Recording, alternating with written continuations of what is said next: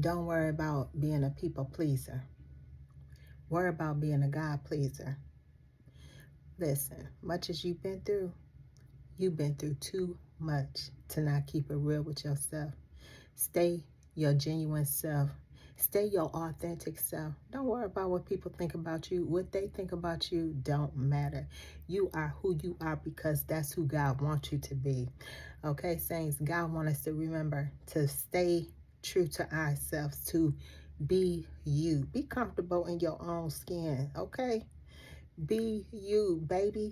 Don't worry about trying to be somebody else, okay? Listen, you know that saying that you could take a person out the city, but you can't take the city out the person?